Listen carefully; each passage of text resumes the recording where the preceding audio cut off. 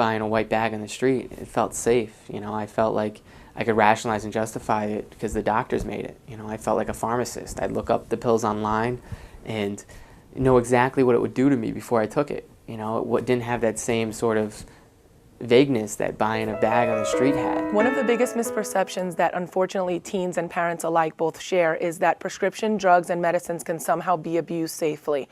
They think this because these are regulated products that are regulated by the Food and Drug Administration that oftentimes are found in pharmacies and in their own homes. But the truth of the matter is, when prescription medications are abused or used improperly, they can be just as deadly, just as harmful, and just as addictive as illegal street drugs. Different groups want different kinds of drugs. People that are really serious about their work, even though they might refrain from smoking or doing other kinds of drugs, they might still do Adderall because it's not really a serious drug and it makes people do their work. I'd say you're always better off using a prescription drug because you know what it is. Some street drugs, not everything is legit. Adderall is easier to sell because you don't have to weigh it out, you don't have to worry about people thinking that you're ripping them off because it's a pill, and there's no way to really be ripping them off. My definition of an addict is somebody who does have a certain emotional, physical need to get a drug. One of my friends has a really bad problem with Adderall. They depend on it for school. They feel like they can't study or do work without taking Adderall every day, and they're not even prescribed it. I have seen through people go through the progressions of becoming addicted to a prescription drug.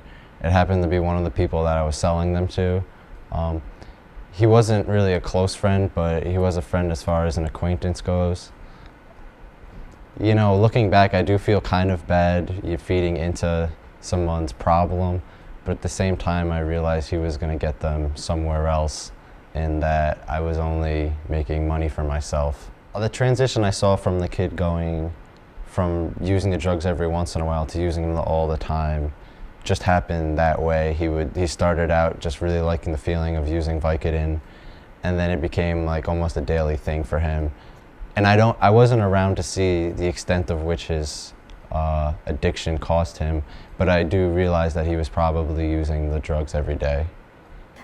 There's a lot of ways kids disguise, but with Ian, he became distant. He'd come home and immediately go to his room, and you think, oh, kids, this is adolescent behavior.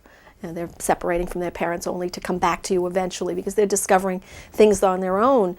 But coupled with other things, I noticed he had different friends. He had his good friends, but then he had other friends that I wasn't too crazy about. One time he locked his door, and Larry got the screwdriver and just took the lock off, and we asked him, why would you lock your door? Why, is there something we don't want you to see?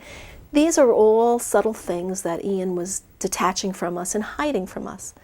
And he was. And I'm thinking he's not using drugs because his grades are good and he's getting by. And he's playing dazzling lacrosse and baseball and enjoying his friends and what can I say? So his junior year, there it was. I mean, we're believing that he's okay. Senior year, his car blew up in the driveway. The first thing I said, Ian, who would do such a thing? And he said, I kissed a girl last night and the boyfriend got jealous. And I said, and he firebombed your car, Ian. He was answering, there's the lies. And the investigators said they were going to look into it. And they did. But hindsight tells me violence and drugs are connected. Ian was in over his head and somebody was threatening him. And, you know, at this point, you know, when I'm 17 years old, stuff started happening. Car accidents and, you know, getting thrown out of the house and drug testing and, you know, all this stuff started happening and consequences really started to hit. And, you know, run-ins with the cops and all these things. But I couldn't stop, you know. I don't necessarily I didn't think I liked the person that I was becoming. You know, I don't think I really thought about it. I would just be messed up. You know, the 16 hours I was awake was about getting high. At about 16 or 17, I really started to black out a lot. You know, and when I pick up at the beginning of a night, my goal was to black out and not remember what I did the night before. And, I'd wake up the next morning and people would be like, "Oh, do you know what you did last night?" And I'd be like, "No." And they'd be like, "Oh, you did this, that, and the other thing." And I'd be like, "Wow, I must have had a good time." And, I thought that was what fun was. My friends started telling me that I had a problem, and, I would deny it and say, "No, I just like to party," and that was always what I'd say, was, "I just like to party," and at this point I'm developed a $100 a day habit. I'm lying, stealing, manipulating, just, and almost failing out of high school. When I was 17, I started doing OxyContin, and I'd crush it up and snort it, and not realizing at the time it's like synthetic heroin. And I remember being so naive to the fact of what was going on, because I'd be in my basement, and days that I wouldn't have it, I would sweat and shake and sleep all day, and I just thought I was depressed. I had no idea I was physically withdrawing from an opiate. I didn't put two and two together. He graduated by the skin of his teeth, and I saw another behavior change.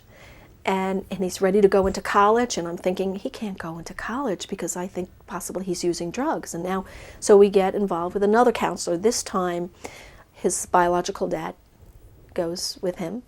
I do, and so does his stepfather. We are in counseling together and separately because we see these changes, and I suspect drug use. He called up in his sophomore year begging for help, and he called his biological dad. He pleaded for help because of the drug use, and he was addicted. And he pleaded and pleaded, and he was crying to his dad, and he was asking his dad for help. He couldn't stop. He had to continue to use the drugs he was using. So his father went to help him, and the agreement that his father made with his dad that he wouldn't tell Mom and Larry. His father called me several weeks later and told me that he broke the silence, and he told me that Ian called him and that he put him in a rehab, but he checked himself out after 3 days. And he said, "Can you do something? Can you help?" So here I am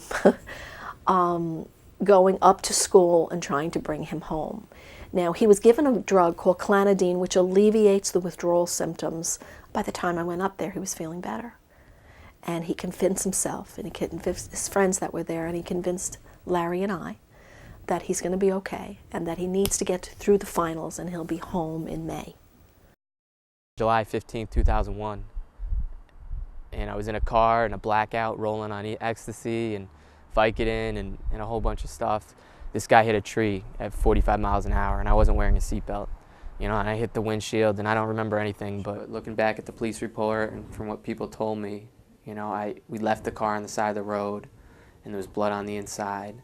And we went to like a local Dunkin' Donuts to sell drugs, the rest of the drugs we had on us. And I guess, trying to sell drugs with missing teeth, that they called the cops on us. But in the meantime, the cops had found my car on the side of the road, and there was blood on the inside, and they knew whose car it was, but I wasn't anywhere around.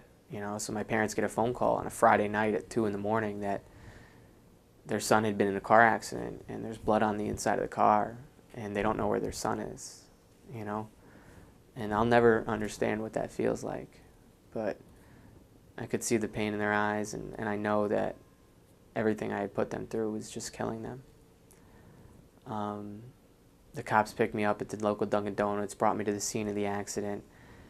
And I asked my mom, I was 17, I asked my mom to sign me out of the ambulance. And she just looked at me in tears, and she said, "Not this time, not this time," And she had signed me out before, but she made me go to the hospital this time.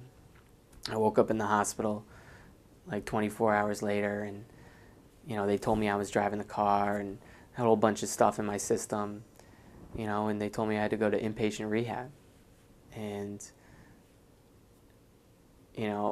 I thought I was facing jail time, so I went.